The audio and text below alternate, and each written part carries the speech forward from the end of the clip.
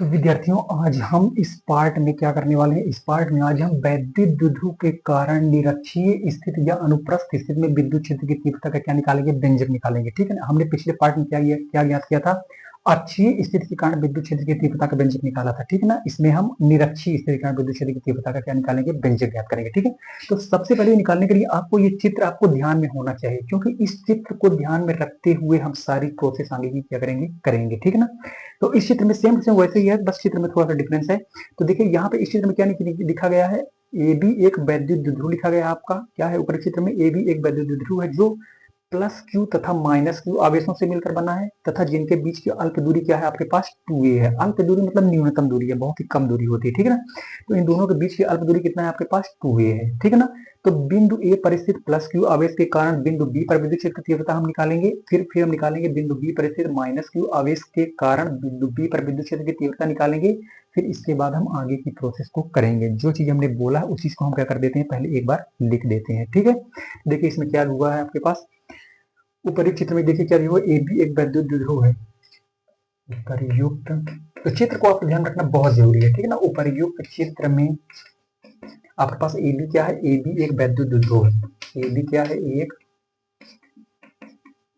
A B आपके पास एक वैद्युत द्विध्रुव है। ठीक है। ए बी क्या आपके पास वैद्युत द्विध्रुव है जो किससे मिलकर बना हुआ है, जो प्लस क्यू तथा माइनस क्यू आवेशों से मिलकर बना है। ठीक है। जो प्लस क्यू तथा किससे, माइनस क्यू आवेशों से मिलकर बना है। ठीक है। इतना क्लियर। अब देखिए बिंदु ए पर स्थित तथा जिनके बीच की दूरी भी लिख देते हैं, इनके बीच की दूरी कितना है, 2a, तथा इनके बीच की दूरी नहीं, अल्प दूरी, क्योंकि दूरी हमेशा क्या होती है, अल्प होती है, न्यूनतम होती है द्विध्रुव के बीच की दूरी। तो इनके बीच की अल्प दूरी कितना मान लिया हमने, 2a माना हुआ है। ठीक है ना। इनके बीच की अल्प दूरी कितना है, 2a। टोटल 2a है, तो आधी कितनी हो जाएगी, आधी a हो जाएगी, और आधी कितनी हो जाएगी, a हो जाएगी, बट जाएगा दोनों में। ठीक है। अब बिंदु ए पर स्थित प्लस क्यू आवेश के कारण बिंदु पी पर विद्युत क्षेत्र की तीव्रता निकालेंगे। ठीक है। बिंदु ए पर स्थित इसके कारण प्लस क्यू आवेश के कारण, प्लस क्यू आवेश के कारण विद्युत क्षेत्र की क्या निकालेंगे, तीव्रता। तो जब ए के कारण निकालेंगे तो E1 नाम दे देते हैं, क्या नाम दे देते हैं, E1। और जब बिंदु बी के कारण माइनस क्यू आवेश कारण निकालेंगे तो उसको हम E2 नाम दे देंगे। ठीक है ना। तो प्लस क्यू आवेश के कारण विद्युत क्षेत्र की तीव्रता E1 बराबर क्या हो जाएगी आपके पास, विद्युत क्षेत्र की तीव्रता का सूत्र आपको पता है क्या होता है, 1/4 पाई एप्सिलॉन नॉट। क्या होता है, 1/4 पाई एप्सिलॉन नॉट, फिर आवेश Q अपान इन दोनों के बीच की दूरी, दोनों के बीच की दूरी क्या है आपके पास, AP है। क्या है, AP। तो AP का स्क्वायर। कितना क्लियर हुआ। ठीक है। अब देखिए इतना हम लिख देते हैं। अब ये बिंदु ए के कारण आ गया। अब बिंदु बी पर स्थित माइनस क्यू आवेश कारण बिंदु पी पर विद्युत क्षेत्र की तीव्रता हम निकाल लेते हैं। ठीक है। किस कारण, बिंदु बी पर स्थित माइनस क्यू आवेश के कारण बिंदु पी पर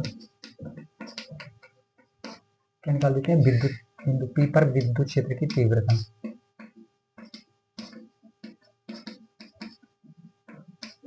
विद्युत क्षेत्र तीव्रता को हम यहाँ पे E1 लिए थे, तो वहां पे क्या लेंगे हम लोग, E2 ले लेते हैं। कितना ले लेते हैं, E2। क्या हो जाएगा सूत्र, 1/4 pi epsilon not, 1/4 pi epsilon not आवेश Q अपान R। इन दोनों के बीच की दूरी क्या है आपके पास, यहाँ पे AP थी, यहाँ पे क्या दूरी है आपके पास, BP दूरी हो जाएगी। क्या हो जाएगी, BP का स्क्वायर। ठीक है। अब हम क्या करेंगे, दोनों चीज हमारे पास आ गई, E1 आ गया हमारे पास E2 आ गया। अब हमारा अगला काम क्या है, ठीक है। देखिए E1 हमारे पास है, E2 है। देखिए E1 को हम दो घटकों में वियोजित कर सकते हैं। कितने घटकों में, दो घटकों में वियोजित मतलब बांट सकते हैं। ठीक है। तो एक तो क्षैतिज घटक में E1 को, देखिए क्षैतिज और ऊर्ध्वाधर होता क्या है, देखिए ऊर्ध्वाधर हमेशा एक सीधी लाइन होती है। क्या होती है, सीधी लाइन को हम ऊर्ध्वाधर लाइन बोलते हैं। टेढ़ी मेढ़ी लाइन ऐसी हो ऐसी हो ऐसी या कैसी भी हो, मतलब उसको हम क्या बोलते हैं, क्षैतिज लाइन बोल देते हैं। ठीक है। तो ये क्षैतिज लाइन है आपकी, और ये कैसी लाइन है आपकी, ऊर्ध्वाधर लाइन। ठीक है। तो हम यहाँ पर क्या करेंगे, देखिए हम यहाँ पर क्या करते हैं कि E1, ये जो हमारे पास विद्युत क्षेत्र E1 है ना, तो E1 को हम दो घटकों में विभाजित कर देते हैं। ठीक, E1 को हम कितने घटकों में, दो घटकों में वियोजित करते हैं।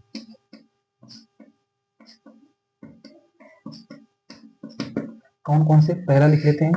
पहला कौन सा घटक है, पहला घटक आपका क्षैतिज घटक E1 cos थीटा, और दूसरा ऊर्ध्वाधर घटक क्या हो जाएगा आपका E1 sin थीटा। ठीक है, दो पार्ट में बदल देते हैं। पहला आपके पास E1 cos थीटा, इसको हम बोल देते हैं क्षैतिज। क्षैतिज मतलब जो सीधा ना हो, सीधा ना हो, क्षैतिज जो सीधा ना हो। ये देखिए इधर जा रहा है ना, ये सीधा नहीं है, एकदम सीधा नहीं है, तो क्षैतिज घटक E1 cos थीटा, और ये ऊर्ध्वाधर घटक E1 sin थीटा। ठीक, ये आपका है क्षैतिज घटक। और दूसरा आपका कौन सा है, E1 sin थीटा, इसको बोल देते हैं ऊर्ध्वाधर घटक। ठीक है, ये चीज आ गई आपकी। E1 को हमने दो घटकों में विभाजित कर दिया। सेम टू सेम हम E2 को भी क्या कर देंगे, दो घटकों में विभाजित कर देंगे। कौन कौन सा, क्षैतिज घटक आपका E2 cos थीटा हो जाएगा, और ऊर्ध्वाधर घटक क्या हो जाएगा आपका E2 sin थीटा। ठीक है, इसी प्रकार लिख देते हैं, इसी प्रकार E2 को भी हम कितने घटकों में विभाजित करेंगे, दो घटकों में विभाजित करेंगे।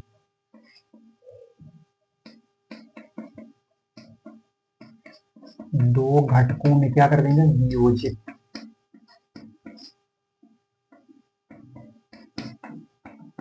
कौन कौन सा, आपका पहला क्या हो जाएगा, E2 cos theta, E2 cos theta, ये है आपका पास E2 cos theta. E2 cos theta क्या है आपका पास, क्षैतिज घटक है। ऊर्ध्वाधर एकदम सीधा होता है, ये ऊर्ध्वाधर नहीं, एकदम सीधा नहीं है, मतलब सीधा तो है लेकिन क्या है कि आपका ऐसे ऐसे कुछ भी है, मतलब ऊर्ध्वाधर एकदम सीधा होना चाहिए, दैट इज ऊर्ध्वाधर।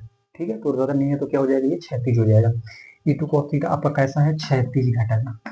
कैसा घटक है आपका, क्षैतिज घटक। ओके, दूसरा कौन सा है आपका, E2 sin थीटा। कौन सा है, E2 sin थीटा। ठीक है, देखिए E2 sin थीटा क्या है आपका, एकदम सीधा है, ये लिखा हुआ E2 sin थीटा एकदम सीधा है, तो ये क्या कहलाएगा, ऊर्ध्वाधर घटक कहलाएगा। क्या कहलाएगा आपका, ऊर्ध्वाधर घटक। ठीक है, हमारे पास E1 E2 को हमने क्या कर दिया, तोड़ दिया, दैट इज वियोजित कर दिया हमने। ठीक है, E1 और E2 को। अब देखिए E1 और E2 दोनों क्या हो जाएंगे, आपस में बराबर हो जाएंगे। क्यों, क्योंकि E1 और E2 आपस में बराबर इसलिए हो जाएंगे क्योंकि देखिए ये ऊर्ध्वाधर दिशा में और एक दूसरे के विपरीत है। इसकी दिशा जो E1 sin थीटा की दिशा है, ये ऊपर की तरफ है, और E2 sin थीटा की दिशा जो है नीचे की तरफ है। E1 sin थीटा के ऊपर की तरफ, E2 sin थीटा के नीचे की तरफ। दोनों जब आपस में ऊर्ध्वाधर घटक विपरीत दिशा में होते हैं ना, तो ये एक दूसरे को क्या कर देते हैं, आपस में निरस्त कर देते हैं। दैट ये sin थीटा निरस्त हो जाएगा, और ये E1 बराबर क्या हो जाएगा आपका, E1 बराबर E2 हो जाएगा। लेकिन इसको मिटा देते हैं इधर का, ताकि स्पेस हो जाए हमारे पास।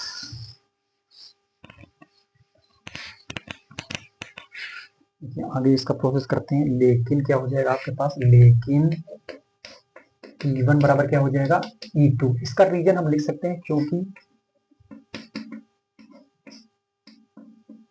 ऊर्ध्वाधर घटक क्या है आपके पास, एक दूसरे के क्या विपरीत है।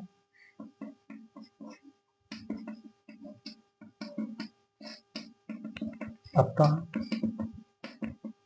वे आपस में क्या हो जाएंगे, निरस्त हो जाएंगे।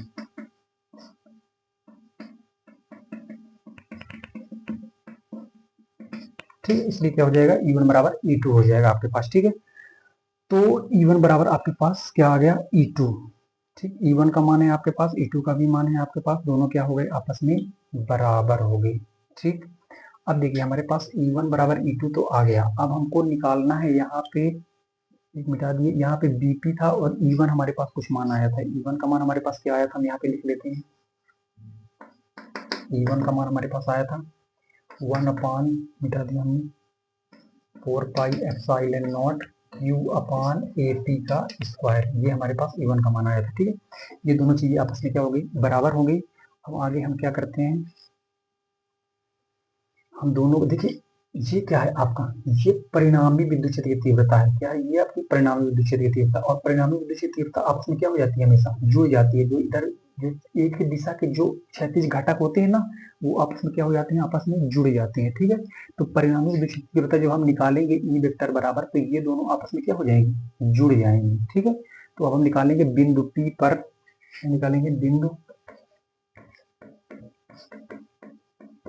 पी पर परिणामी विद्युत क्षेत्र की तीव्रता, ठीक है। बिंदु पी पर परिणामी विद्युत क्षेत्र की तीव्रता क्या होती है आपके पास, ई बराबर क्या हो जाएगा, ई बराबर ये एक ही दिशा के जो क्षैतिज घटक है, ये वाला और ये वाला, दोनों आपस में क्या हो जाएंगे, जुड़ जाएंगे आपके। ये आपका क्या है, E1 cos थीटा, क्या है आपके पास, E1 cos थीटा, और ये वाला आपके पास क्या है, E2 cos theta, E2 cos theta, दोनों जुड़ गए। यहाँ पे लिख सकते हैं कारण कि जो एक ही दिशा के जो क्षैतिज घटक होते हैं वो आपस में क्या हो जाते हैं, जुड़ जाते हैं। लिख सकते हैं अगर लिखना चाहे तो, एक ही दिशा के, नहीं लिखना चाहे तो भी कोई दिक्कत नहीं है, आप समझ जाएं बस हो गया। एक ही दिशा के क्षैतिज घटक क्या होते हैं, आपस में जुड़ जाते हैं, ठीक। ये चीज आ गई, तो दोनों को हमने क्या कर दिया, जोड़ दिया, ठीक है। लेकिन हमारे पास E1 बराबर E2 है, दोनों बराबर है ना, तो E2 की जगह भी हम क्या लिख सकते हैं, E1 लिख सकते हैं। तो इस E2 की जगह हम क्या लिख देंगे, E1 लिख देंगे।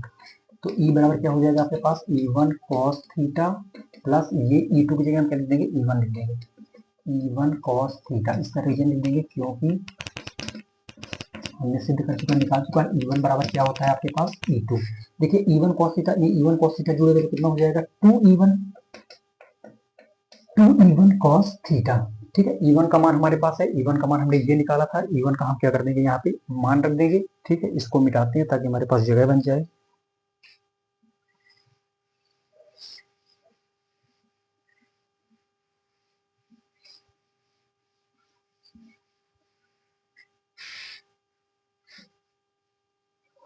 देखिए आगे क्या प्रोसेस करेंगे, E बराबर क्या लिखा हुआ है, 2 लिख दिया हमने। E1 का मान हमारे पास क्या है, E1 का मान हमारे पास ये है, ये लिख देते हैं, क्या होता है E1 का मान 2 into 1/4 pi epsilon not into Q upon AP का स्क्वायर। ये क्या लिखा हुआ है, cos थीटा लिखा हुआ है, हम cos थीटा लिख देते हैं, क्या लिख देते हैं, cos थीटा। इतना क्लियर हुआ। अब हमको चाहिए क्या, हमको चाहिए AP का मान चाहिए और हमको चाहिए cos थीटा का मान। तो उसके लिए हमको क्या करना पड़ेगा, देखिए AP, इस त्रिभुज को देखिए आप, त्रिभुज POA, इस त्रिभुज को देखिए, इसमें आपको AP मिल जाएगा ना आपको AP, ठीक है। तो इस त्रिभुज से हम निकालेंगे आपका AP का मान, ठीक। अब देखिए समकोण त्रिभुज, इसमें लिखिए, लेकिन समकोण त्रिभुज POA में, किसमें ले लेते हैं, समकोण त्रिभुज POA में किस क्या लगा देते हैं हम, पाइथागोरस प्रमेय लगा देते हैं, क्या लगा देते हैं, पाइथागोरस प्रमेय से। देखिए पाइथागोरस प्रमेय क्या बोलती है, कि समकोण त्रिभुज के सामने वाली भुजा क्या होती है, कर्ण होती है, जो कोण दिया उसके सामने वाली भुजा क्या होती है, लंब होती है, जो बचा वो क्या होती है, आधार होती है। तो क्या होता है, समकोण त्रिभुज क्या बोलता है आपका, कर्ण का वर्ग, क्या बोलता है आपका, कर्ण का वर्ग बराबर लंब का वर्ग प्लस आधार का वर्ग, ठीक है। यहाँ पे कर्ण क्या है, 90 डिग्री समय में भुजा कर्ण होती है, कर्ण आपका है AP, क्या है आपका कर्ण AP। तो AP का स्क्वायर बराबर लंब क्या है आपका, 90 डिग्री सामने वाली भुजा क्या होती है, लंब होती है। अरे ये लंबे, सॉरी ये जो भी कोण दिया उसके सामने वाली भुजा क्या होती है आपके पास, लंब होती है। तो ये क्या दिया हुआ है हमारे पास, R दिया हुआ है, तो दैट इज R का स्क्वायर प्लस आधार, जो बचा क्या होता है, आधार, आधार क्या हमारे पास A, तो A का स्क्वायर। तो AP का मान निकालेंगे जब हम, तो इधर से स्क्वायर हटेगा तो इधर क्या लग जाता है आपका, अंडर रूट लग जाता है, तो R square plus A square. तो ये चीज आ गया आपके पास AP का मान, ठीक है। अब हम यहाँ पे क्या करेंगे, cos थीटा निकालेंगे, क्या निकालेंगे हम, cos थीटा। cos थीटा बराबर क्या होता है, हम जानते हैं, लाल बटे का से पढ़ा था हमने 10वीं में, लाल के ए, ये साइन होता है और ये cos होता है। cos मतलब आधार बटे कर्ण, क्या होता है आपके पास, cos आधार बटे कर्ण।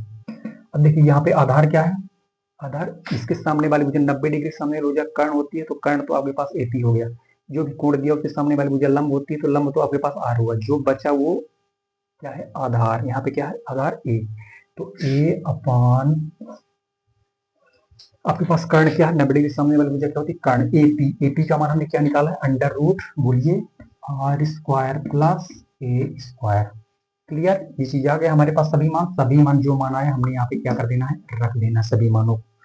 ठीक है, सभी मानों को हम रख देते हैं। तो हम रखते हैं समीकरण, इसको समीकरण 1 दे देते हैं, कोई दिक्कत नहीं देते हैं, मान रख देते हैं, सीधे रख देते हैं मान। तो ई बराबर क्या हो जाएगा आपका, ये 2 एकम क्या हो जाएगा, 2 हो जाएगा, 2/4 pi epsilon not Q upon AP square. क्या लिखा हुआ है, एपी स्क्वायर। एपी स्क्वायर का हमारे पास मान सीधा सीधा है आर स्क्वायर का ए स्क्वायर। क्या है, are square plus A square. ठीक है, cos theta into cos theta का हमारे पास मान क्या है, ये है हमारे पास a upon under root r square plus A square. Clear, कोई डाउट नहीं होना चाहिए। ठीक है, अब हम रख देते हैं ई बराबर, देखिए इन सब का हम गुणा कर दें इकट्ठा तो क्या लिख सकते हैं, 2qa लिख सकते हैं। ठीक है, और ये क्या लिखा हुआ है आपके पास, लिख लीजिए 4 पाई एप्सिलॉन नॉट। और यहाँ पे देखिए इसकी घात कुछ नहीं है तो एक माना जाएगा। कितनी माना जाएगा, एक। इसकी घात एक है और इसको हम सॉल्व करते हैं। देखिए एक घात क्या लिखा हुआ है यहाँ पे, इसको हम समझाते हैं आपको। ये क्या लिखा हुआ, आर स्क्वायर प्लस ए स्क्वायर। इसकी घात कुछ नहीं है तो हम एक मानेंगे। और ये क्या लिखा हुआ है, are square plus A square, R square plus A square. देखिए अंडर रूट का मतलब होता है उसकी घात 1/2 होना। कितना होना, 1/2 होना। ठीक, तो ये आर स्क्वायर प्लस ए स्क्वायर अंडर रूट हटाएंगे तो इसकी घात होती है 1/2। आधार समान है तो क्या होती है, घातें जुड़ जाती हैं। तो आर स्क्वायर प्लस ए स्क्वायर, यहाँ पे एक है और यहाँ पे कितना है आपका, 1/2। दोनों को जोड़ देंगे कितना हो जाएगा, आर स्क्वायर प्लस ए स्क्वायर पर दोनों को जोड़ेंगे तो हो जाएगा 3/2। ठीक है, तो हम इनका इनका जब आधार समान है तो घाते जोड़ेंगे तो ये चीज आ जाएगा। कैसे हमने निकाला ये यहाँ पे हमने बता दिया। ठीक है, तो हम सीधा लिख देते हैं, यहाँ पे क्या लिख देते हैं, आर स्क्वायर प्लस ए स्क्वायर के पावर दोनों जोड़ेंगे तो कितना हो जाएगा, 3/2 हो जाएगा। ठीक है, अब देखिए 2qa क्या है, 2qa ही आपका वैद्युत द्विध्रुव आघूर्ण है। ठीक है, हमने पढ़ा था वैद्युत द्विध्रुव आघूर्ण की परिभाषा में इसके पहले पार्ट की वीडियो में। ठीक है, लेकिन वैद्युत द्विध्रुव आघूर्ण या विद्युत द्विध्रुव या वैद्युत द्विध्रुव एक ही चीज है। वैद्युत द्विध्रुव आघूर्ण को दर्शाते थे हम P से, तो P बराबर क्या होता था, 2qa। तो इस 2qa की जगह हम क्या रख देंगे, P रख देंगे। कितना रख देंगे, P रख देंगे। इसको हम मिटाते हैं,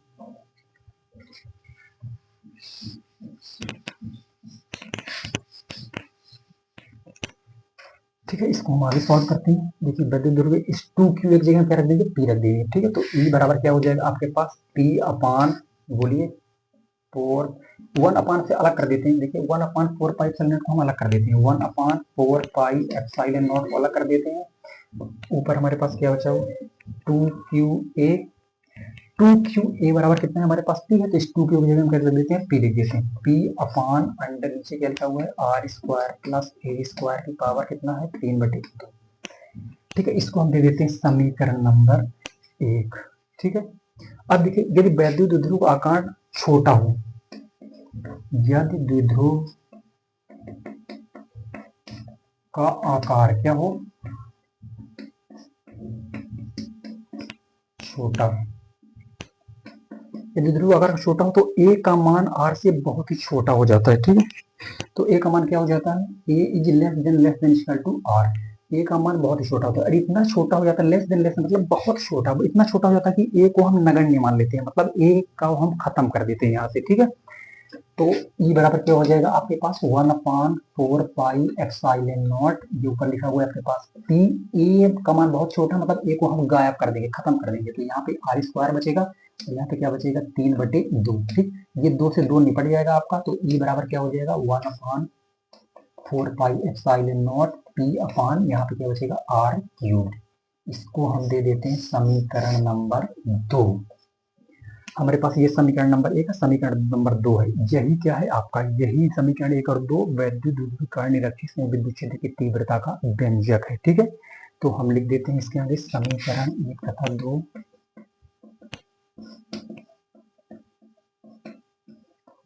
वैद्युत द्विध्रुव के कारण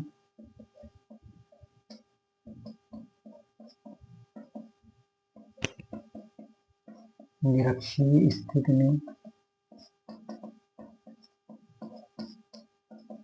विद्युत क्षेत्र की